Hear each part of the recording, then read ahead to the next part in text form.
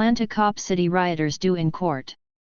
Ted Williams on rioters at the Atlanta Police Training Facility and the D.C.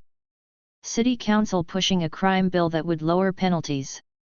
An activist group that has categorized conservative and Christian organizations as hate groups was slammed for blaming the police when one of its own staffers was charged with domestic terrorism in Atlanta's Cop City clash. The Southern Poverty Law Center exposed its political bias in its public response to the arrest of its attorney Thomas Jurgens in a press release that described the law enforcement response as heavy-handed, said Cully Stimson, a senior legal fellow at the Heritage Foundation. The SPLC's press release immediately does exactly what you shouldn't do if you're a neutral and detached organization and not a police-hating, capitalist-hating, hate-monger group, Stimson told Fox News Digital. They should have said, "We understand that one of our employees was arrested, and we will respect the legal process. And we'll let that legal process play out."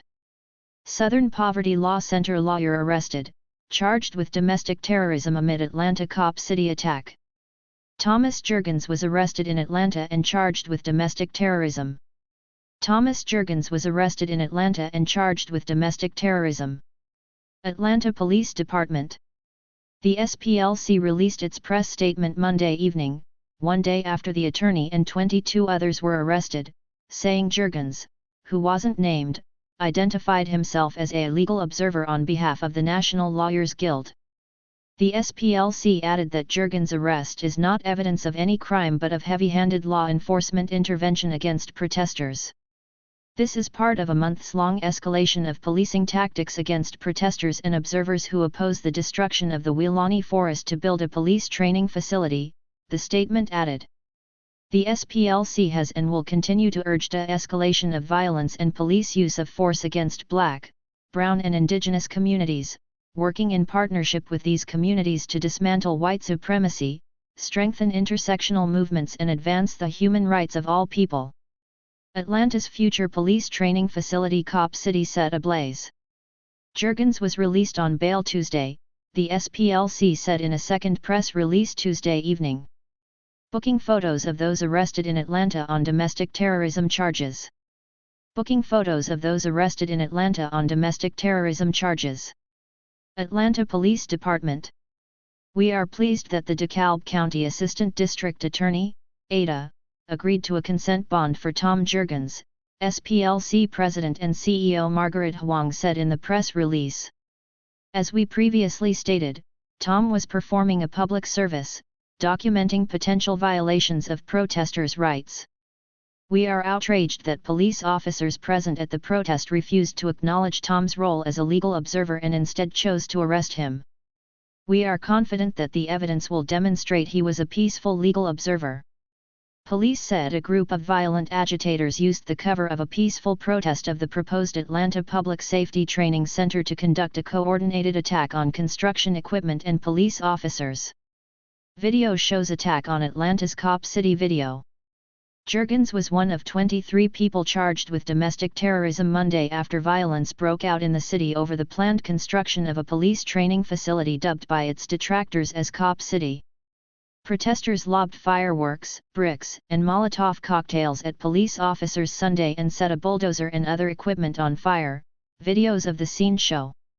Stimson said that if such an incident played out where an employee of a major organization was arrested and charged with domestic terrorism, that company would come out with a statement saying, "We don't discuss personnel matters, and we'll let the legal process play itself out."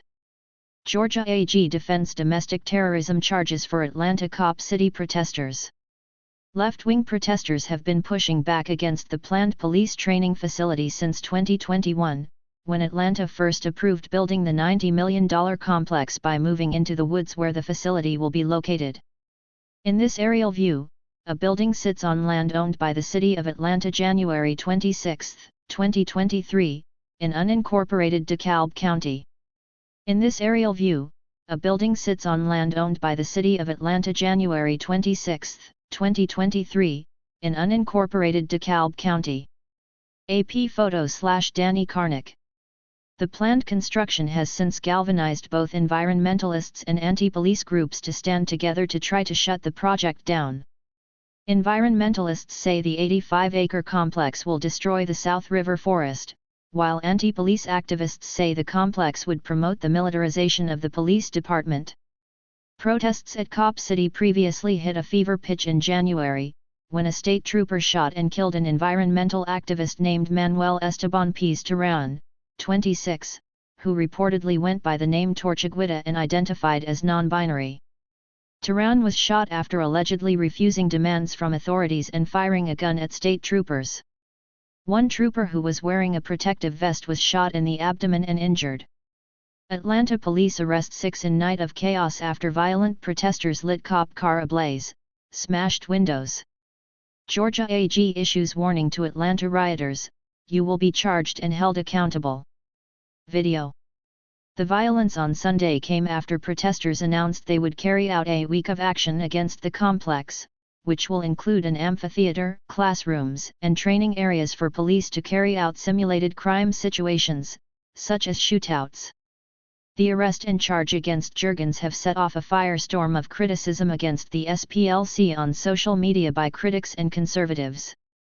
The SPLC has repeatedly come under fire in recent years for designating mainstream conservative and Christian organizations as hate groups, putting them on a list alongside organizations like the Ku Klux Klan. Atlanta Cop City anarchy sees at least 35 agitators detained, part of an international group. Critics are now asking if the organization will officially list itself as a hate group after Jurgens' charge. Stimson pointed to how the SPLC designated the Family Research Council, a Christian nonprofit that promotes traditional family values, as a hate group. In 2012, a man with a gun walked into the organization's headquarters and attempted to kill as many people as possible, according to prosecutors. The man later told the FBI he did so because the SPLC listed the nonprofit as an anti-gay group on its hate map. Stimson said the SPLC posted a wishy-washy statement soon after the attack but never removed the Family Research Council from the so-called hate map, while a violent group such as Antifa is not on the map. Christian nonprofit Family Research Council remains on SPLC's hate map 10 years after terrorist attack. Stimson added that if the shoe were on the other foot and a right-wing protester was arrested and charged with domestic terrorism, the U.S. would be looking at a media frenzy. 10th anniversary of the Family Research Council shooting video. If this was a Heritage employee or somebody who was a staffer for Sen. Ted Cruz, Stimson said, the mainstream media would be in a frenzy. It would be on the news 24/7, above the fold of every major newspaper. AC, we told you, sort of a confirmation bias story over and over and over again. When asked for comment on Stimson's remarks and social media calls for the SPLC to designate itself a hate group, the SPLC directed Fox News Digital to its second press release in which Huang highlighted that the left-wing group is respected for tracking and exposing far-right extremism and hate.